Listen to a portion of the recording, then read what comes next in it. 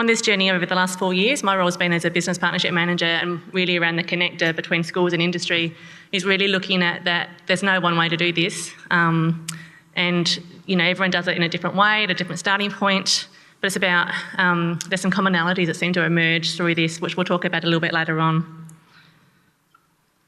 Really, as Nick talked about as well, there's so many people out there that can help you with this.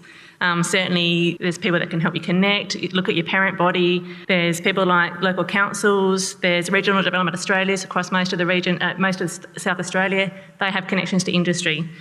The Industry and Skills Department, they have regional managers in every space who work with industry. They can connect you.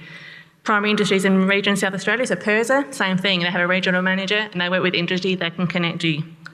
Universities are a great connection, and also natural resource management have educators as part of the education team, and they can connect you. So it's not about, as these guys said, it's not about you having to know it all or how to connect or cold call. It's using who you can access and who people that are in roles of connecting with industry anyway to help you on this journey. A model that's worked really well, I think, in the things I've been involved in seems to be that, you sort of, industry, if they can come and pitch the problem or the challenge to the students, then if you can go and have an excursion at their site and so kids can actually see that problem firsthand, it's really critical.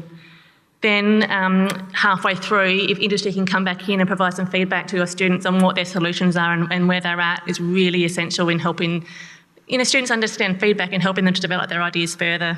And bringing in experts like that, Christy and Amanda talked about along the journey as well. You don't have to know everything. It's about who else you can access to support your journey. And really, part of this is actually that final presentation and having an authentic audience for students to present at. So really want industry to come back, or community, business at the end and be part of that. Key thing, set the dates for your connections up front. Business community, anyone outside school have their own business. If you can set that straight away, they know what it might look like over the next 6 months, they can commit to it. Calling them up a couple of days beforehand, you won't get them. And also don't be scared to redefine the problem. A really good example was one of the schools my colleague was working with, and the original problem was around just designing a speaking post trail, which is really quite small. And the students and the teacher spent a bit more time talking to the council, and what they really discovered is that the council wanted to attract more visitors to the wetland, which suddenly becomes a broader problem to work on. And lastly, really around planning a unit. So where does it link to the general capabilities? What achievement standards could be demonstrated in this learning? What curriculum will be covered, Australian curriculum or SACE? What evidence are you going to look for? What assessment might you use? How will you frame the problem for students? What scaffolding do you need? And what explicit teaching do you need to do? Because I think, as Christy said, and Amanda, kids only know, they know what they know, and so how do you build that in? And if it's the first time they might be doing problem-based learning, it's new to them too, so they need to learn some of this. You might have to do some explicit teaching before you start.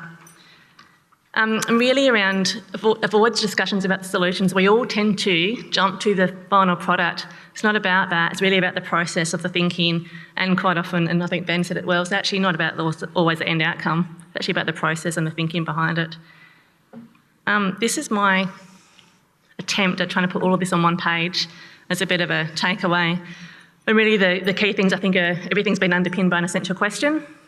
The sort of the problem or the challenge, so the what, how, why, who, and then sort of teaching and learning could look like, and you should be able to read it up there. The second part is really that solution stage, so kids working on the ideation, prototypes, maybe creating products, and some teaching and learning that might happen during that stage. And finally, the authentic audience, which is a really crucial part of this, where students present their final ideas with industry, with parents, family, and then the teaching and learning that could happen at that stage.